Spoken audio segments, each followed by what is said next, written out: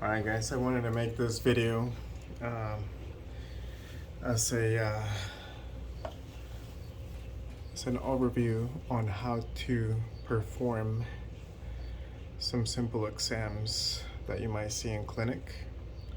So I have my patient pulled up and we're going to set up for a routine brain without contrast.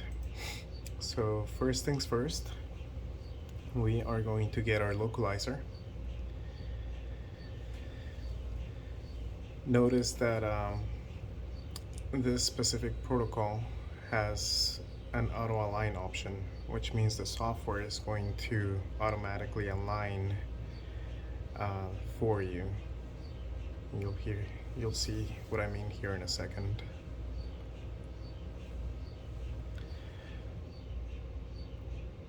So when you're at clinic, make sure you follow your site's protocols, but also know why you're doing the exam. Okay, so we're setting up for a sagittal. If we were to click our lines, you would see that they're going left to right or right to left. And so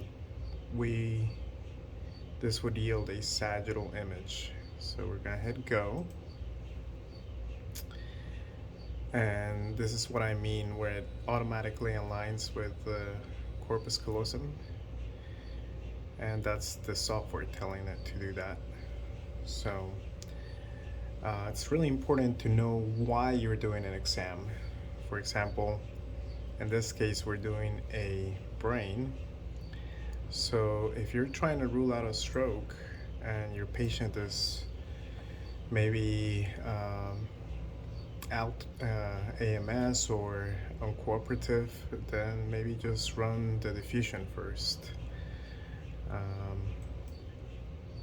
If they're looking for MS or some sort of demyelinating process, then make sure you get a nice flare. You can also copy your centering. That's what I like to do for all my axials. And just make sure why each sequence is done for. So we know DWI looks for strokes, this one looks for flare, looks for demyelinating processes. This one looks for bleeds. Maybe we don't need that many slices. And these are all axial, so they can copy from each other, right? This should be under standard, so we could see our copy references. And last but not least, our coronal T2. So this is a standard setup for a brain. Just some quick tips about this software.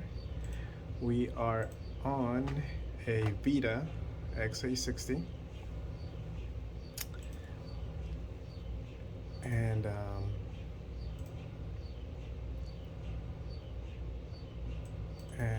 one thing I'd like to show people is this is the time the sequence is going to take, so 2 minutes and 44 seconds. This means that we have auto coil select turned on, so the system is going to choose the appropriate coils. You can see that our T1 came up already, so that's our sagittal T1. You can see fluid is dark, and it's a nice overview of the brain.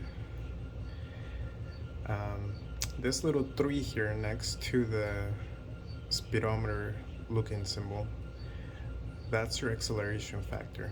If you go to resolution, acceleration, you can see this says a 3 here. If I was to change this to 4, then this would change to a 4.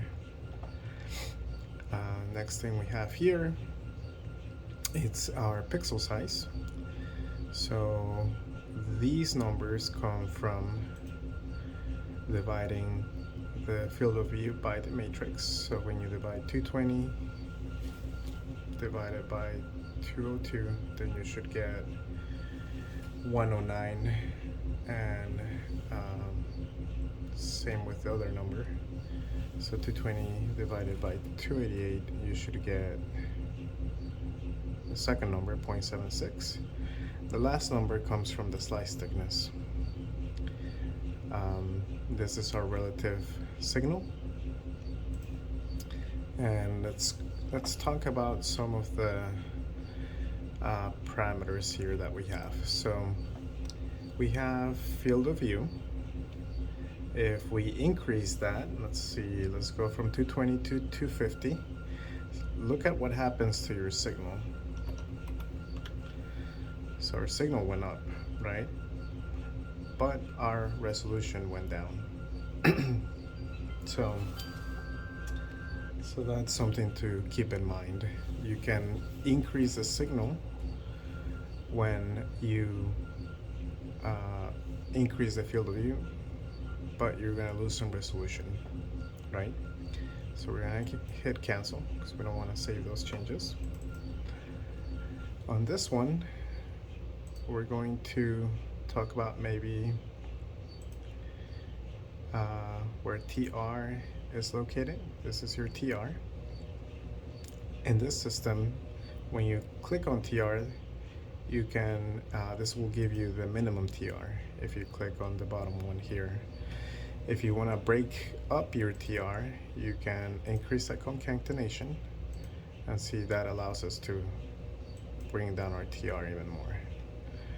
So that's what concatenations help you to do. And this particular sequence here, we are using 200% oversampling. So look at your signal whenever I drop this by half. So instead of 200, we're going to go to 100. See, our signal goes down. So things that are going to change your signal, averages, if we increase an average, see now we're back to 115. If we increase field of view to 50, see our signal went up. If we increase our thickness, let's make that 5 or 6 so we can see it better. See, now our signal's way up. But you can see that most of these have an effect on time and resolution. So you just gotta make sure that the time makes sense, and also that your resolution is not affected as much with all the changes that you make. Notice I skipped this one. This one's a 3D sequence, that's why I skipped it. See, when you go to sequence, you can go to dimension, 3D. Not a fan of these look kind of ugly to me. And this is a routine brain exam. You can see our patient probably tilted her head. That's why it came out crooked. So on the next one, we can straighten it out a little bit and do that. So that's a routine brain for you, a routine brain without. Some of the features that this software has, you can change the fan, you can adjust the fan, you can adjust the speakers, the headphones, and the light inside of the scanner. You can change the language of the exam here. You can also use your display. So this particular machine has a respiratory sensor built into the table. And if you were to using the ECG leads or the pulse ox, then you would see those options here as well. Your inline display is this little preview box here. Exam cockpit, that's a shortcut to get to the protocols, or you can also hit the plus sign to bring over more stuff. So this is a routine brain MRI. There's our flare. And make sure you know which one's the gray matter, which one's the white matter. On this particular sequence, this would be the white matter, which would be looks the darkest. So this is normally what they call white matter lesions, or white matter demyelination. So there's several causes for that, and so I'm sure the radiologist would mention it in their report, or you probably have seen it.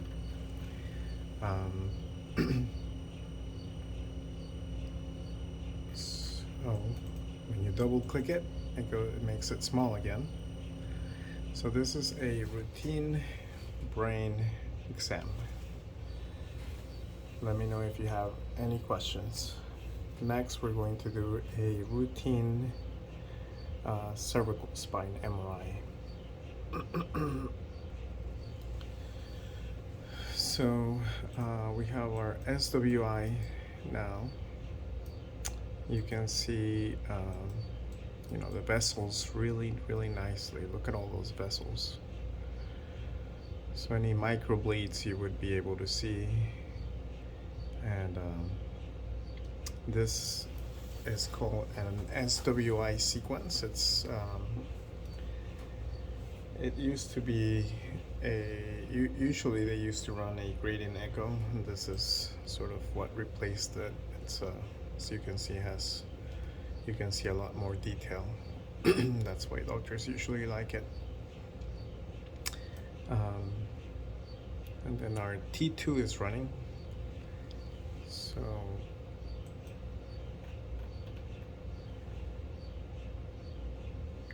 we're going to wait for that one to come out, and then we'll talk about it, and then we'll do a cervical spine MRI.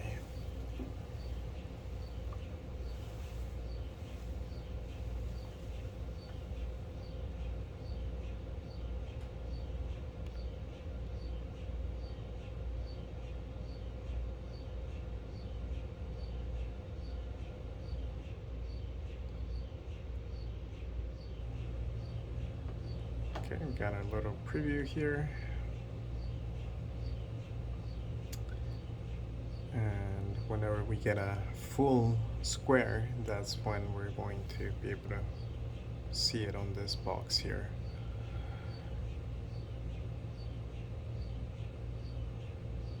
Still loading.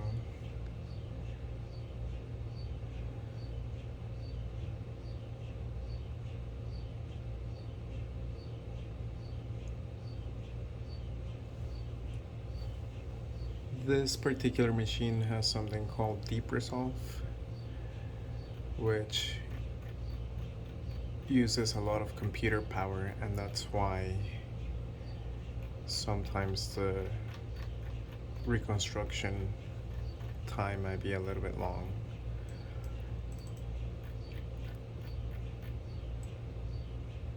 So our fluid is bright, it's nice and pretty.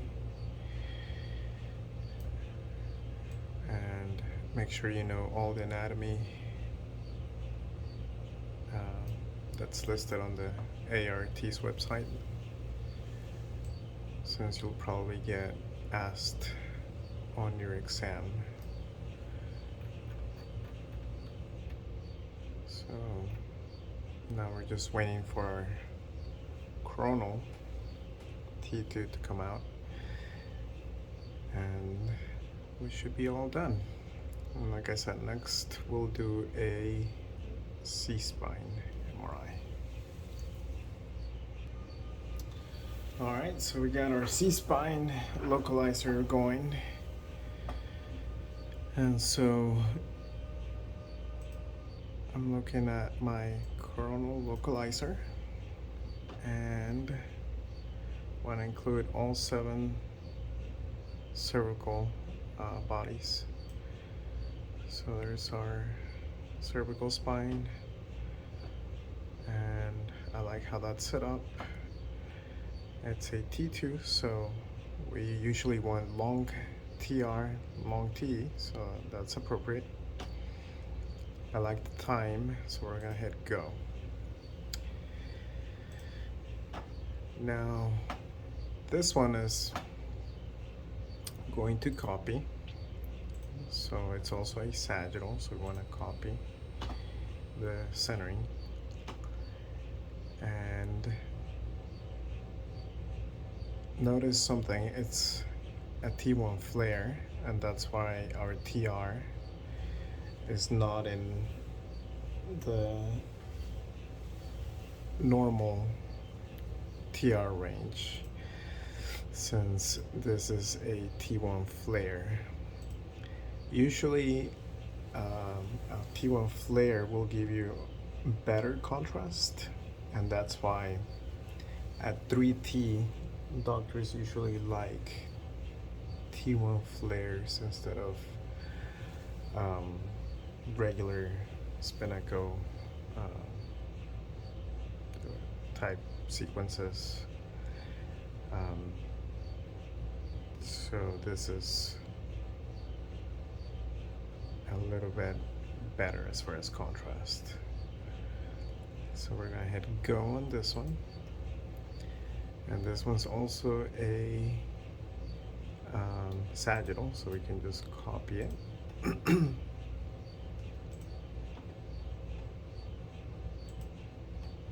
Okay, so there's our sagittal setup, and I think we just need at this location they like to do a 3D and a space in between the disc spaces. Each place is different, so just follow whatever guidance your clinical site has. And so we're bringing our nice T2. Look at that nice white bright fluid. That's what we want.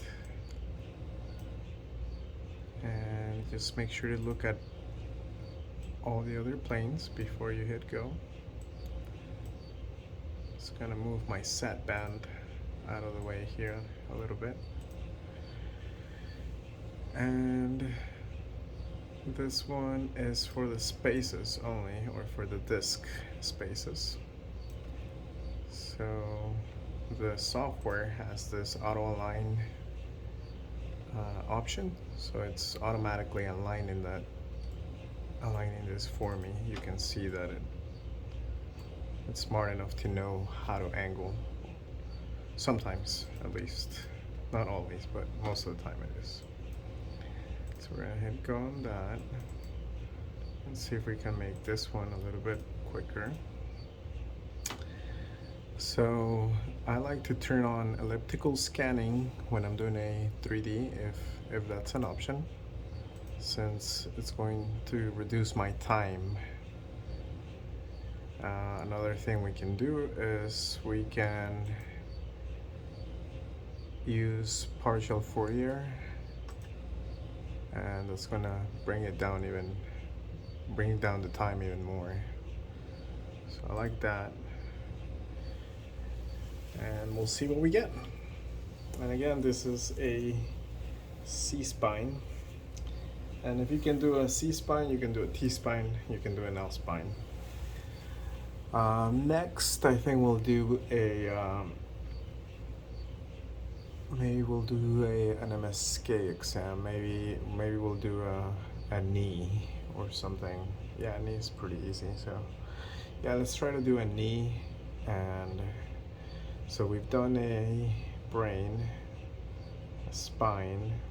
So neuro, spine. Let's do an MSK. So we'll do a knee, and then we'll do body exam, like an abdomen or a pelvis. All right, so hang tight. Oh, our T1 flare came up. So nice and dark fluid. Very nice. So make sure you guys know the anatomy that's listed on the ART exam content specifications, and make sure what a T1 looks like, T2 looks like, stir visually why are they different, and also at least know the parameters associated with each one. All right, so next we'll do a knee MRI.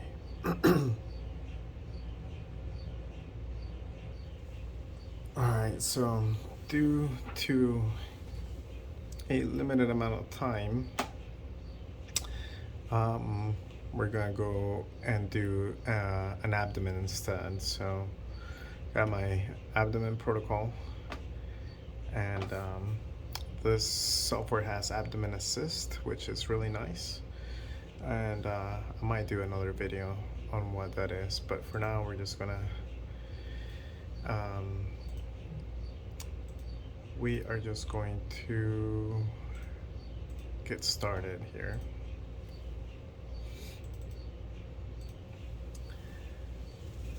So we're going to run our breath hold localizer. Each sequence that has a speaker means that it has a breath hold command, an automatic breath hold command. So with this software, the machine will talk to the patient. So that way you don't have to. So we have our breath hold exam, and again, whenever you're doing an exam, make sure you know why you're doing it. If you're looking for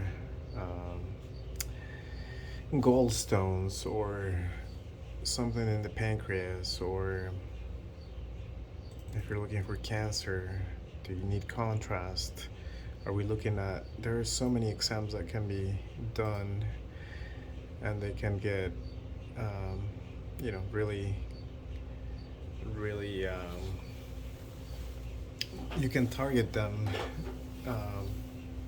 based on what the doctor is looking for. So we have MRCPs, we have livers, we have enterographies, we have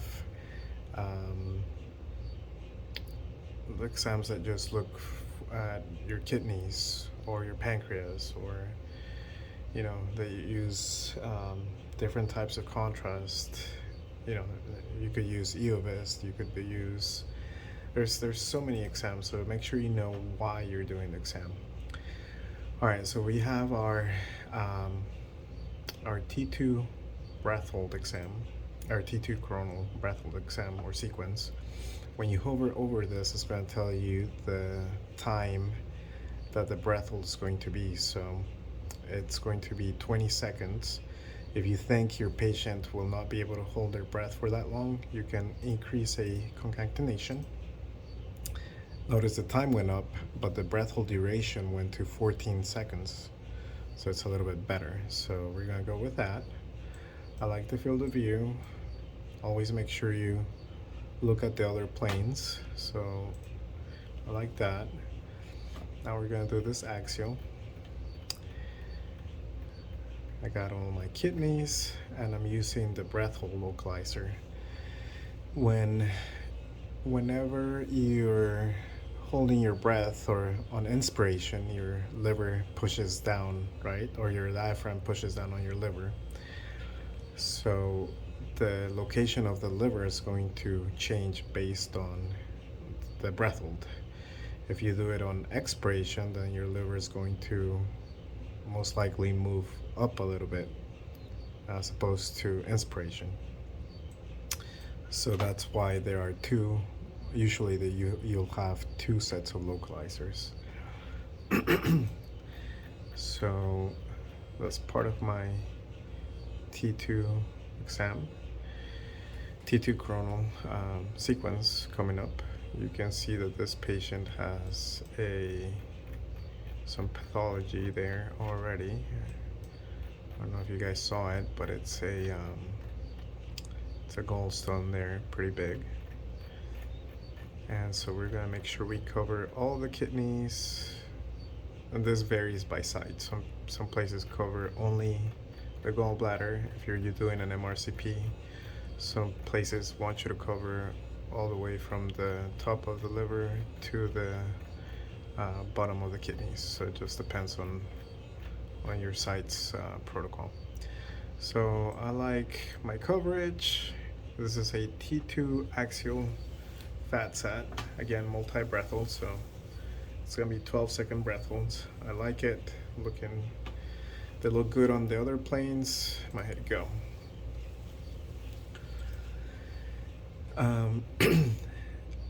Next one is a T2 haste, so it's gonna be also a single shot T2 haste, non-fat satted. So I probably need to add some slices. So we're gonna add maybe a couple, or more than a couple, but that's probably enough. So I like that. So my head go. And this one is actually pretty important. My in and out phase. It's really, really important sequence for abdominal imaging. So I like the coverage. It's also an axial, so you could just copy parameters, center, 14-second breath hold, pretty good. Next, I'm going to set up my DWI.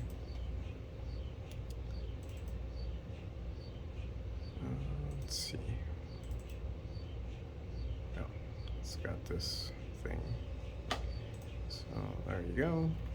So notice that this one doesn't have a speaker. So this one is not going to be a breath hold. It's going to be a free breathing sequence. So we want to use our free breathing localizer.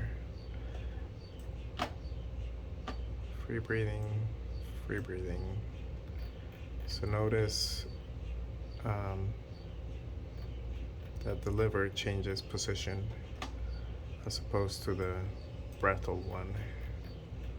See how we have the liver a little bit higher as opposed to the breath hold one. So that's why you want to use the appropriate localizer. So that looks good. Now our radial. Not all places do this, but some places will do a radial, which means you'll get, it's sort of a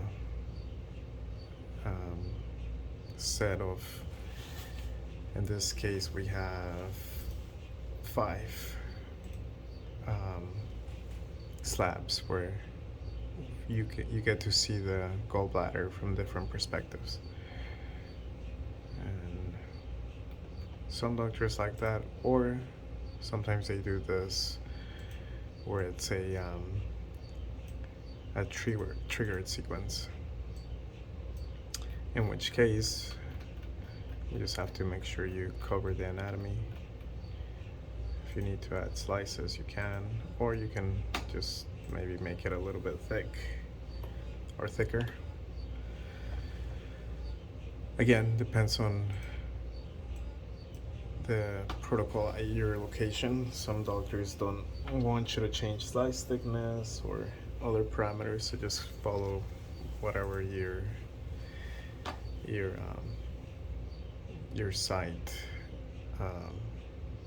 site's protocols. Just follow them. So I'm gonna do this for this one. And this one is the same as the other one. It's just as the radial, it's just 1 instead of 5. So, and let's look at the images, our sequences so far. So that's our coronal. You can see there's a big goldstone there.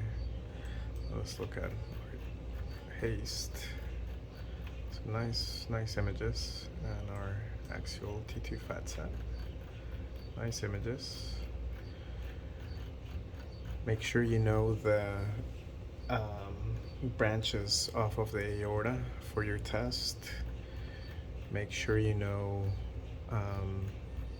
the different fat saturation techniques. Let's talk about that. We go to contrast. We're using spare, but there's also fat saturation and water saturation. So make sure you know when to use or why one would be used over the other one. Usually spare is used when you have bigger body parts. So I'm gonna cut this one since we already run it. So spare gets you a little bit better fat side when you have a large area to cover. Let's see. This is without contrast, so we won't be using the able add-in. And so this is an abdomen without contrast. Oh, let's look at our in and out phase. So you see you have your 2 sequences here for the in and out. If you put them side by side, you can have them scroll together. So these are your in and out series. Again, very important for body imaging, especially when the doctors are looking at adrenal glands or kidneys or just in general. Really helpful to discern different types of pathology. So this is our abdomen without contrast. Let me know if you have any questions. And next we're going to do at least one MSK exam. So we'll probably do a knee or a shoulder. Might do shoulder since a lot of people have problems with those. So I might do shoulder next. So let me know if you have any questions. Alright guys, so I have my shoulder protocol pulled up, and we're going to be doing the right shoulder. So a lot of people hate doing shoulders, but you just have to get used to them. You know, depending on your site, depending on what the patient can do, depending on the body habit too. So the patient, it can look a little bit different. So some people can't supinate their arm or their hand. Larger patients might, have to rotate a little bit in order to fit into the scanner. Like I said, you just kind of have to get used to it. I like to start off with my axial. So I'm just doing a straight axial, looking at the joint here. You see my shoulder joint, and I don't really look at anything else other than this picture. So I'm just gonna say go to that, and notice that this particular protocol, they have an axial PD fat set coronal PD fat set, coronal T2, coronal T2 fat set, Sag T1, Sag PD fat sets. Usually doctors or doctors who read MSK, they like those PDs, so you can see contrast between the different structures of the joints. So those fat sets, those PD fat sets, are really important. So make sure you get the patient, make sure you coach the patient well, make sure they're not moving, make sure you use sandbags, or make sure they're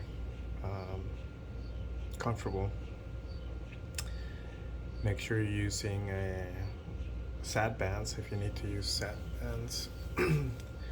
So let's see here. So we have a coronal here, and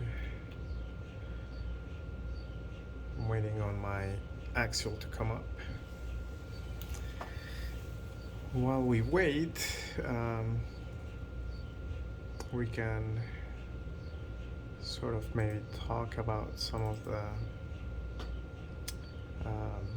features here. So we already talked about how you'll find a lot of the parameters that can change your signal here. One parameter that's not here is your bandwidth, right? So if you increase your bandwidth, so right now it's 228, let's say we increase it to 300, can you guess what's going to happen to the signal? We're increasing the bandwidth, so our signal is going to drop. So that's under the sequence tab. So something to keep in mind. Also on the sequence tab, we're going to find our turbo factor, which is here. So that's, I'll probably make another video that talks about turbo factor and echo spacing and all those other things. But for now, just know that on your routine tab is where you'll find most of the stuff that can change your signal. On your contrast tab, you'll find some of the same parameters and more. So you'll find your flip angle. If this was an IR sequence, you would find your TI time. I think we have our axial now, so you don't really have to wait. I usually don't wait. I'm just waiting just to kind of show you how I angle, but normally I wouldn't wait. This would be enough for me. Okay, so that's our axial, right? Looks like an ice cream cone. That's the ice cream, and that's the cone here. So we're doing a coronal, so we want our slices going parallel, right, to this muscle here. So by the way, that's going to be on your it's very likely to be on your exam, the name of that muscle here, and as well as your, pretty sure it's the supraspinatus, but not 100% sure. But you're probably gonna have to know all the components of the rotator cuff. But anyways, you can see there's some pathology here with this patient already. So, you know, with the coronal, you just angle with the ice cream cone, right? We angle this way, or with the supraspinatus here. So make sure you angle with that. Probably have way too many slices, but you know, it's only 1:26, so it's okay. So all these are set to copy. You can see when you hover over it, it's telling you what it's copying, and that's just how the protocols are built. Whoever's the lead tech can change all those things. So all these are going to copy, all the coronals are going to copy. And our sagittal is going to be angled perpendicular to the ice cream cone. So it's going to go this way. The slices are going to go this way. So we want them to go like this.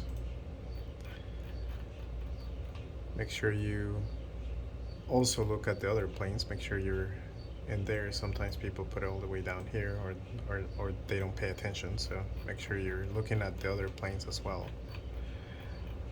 So I like it.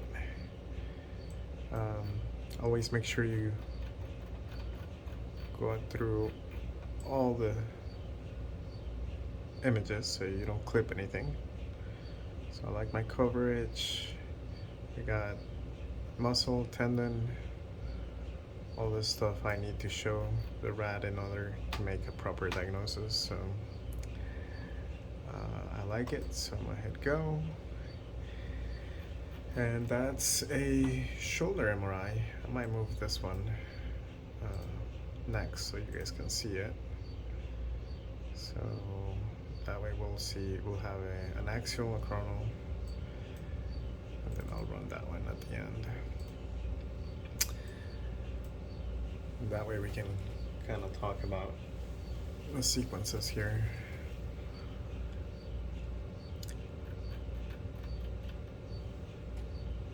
Alright, so my coronal, you can see there's definitely some pathology there. Maybe even a tear, not sure. We'll see what the report says. But this is what I like to see, nice even fat sad. Oh, since we're on the subject, if you have bad fat sad, right, so sometimes if the patients are way off isocenter, then this is going to fail. So this is when you would go and either use spare or you could use stir, right? So you could always go and find, so this particular protocol, you have what we call strategies. So you can see here there's a stir option, there's a blade option. Blade is for motion. So if you have a patient that's really struggling to hold still, you can run a blade. You can see they're a little bit longer, but they usually clean up motion really well. And you can see here there's a stir option if perhaps fat side is bad, or if they have metal, then you can do stir. So make sure you know how to troubleshoot, and again, make sure you know what you're looking for. You can see the tendon is definitely inflamed there, so you know, just kind of get acclimated or familiarized with pathology and anatomy. You don't have to know how to read, you're not a radiologist, but it's gonna make you a better tech if you know what you're looking for. So we got our sagittal, and just to show people, I'll show you guys. So that's our axial, our sagittal, and our coronal here. Let's put it here. Let's go over the reference lines. So, okay, so this is our coronal. See how I'm going parallel to this muscle here, right? So look at my lines. Let's look at the lines. So I'm going with the ice cream cone on our sagittal. I'm going against the ice cream cone, right? And see, you can even see your shoulder Y there. So this one's going the opposite direction, perpendicular to the ice cream cone. So anyways, it's a quick lesson. So we did a neuro exam, brain, spine, abdomen, and we did an MSK exam. So just wanted you to see, you know, don't complicate things. Make sure you know your anatomy, make sure you know why you're doing the sequences that you're doing. But I'm here if you guys have any questions, any concerns, please let me know. But yeah, thank you.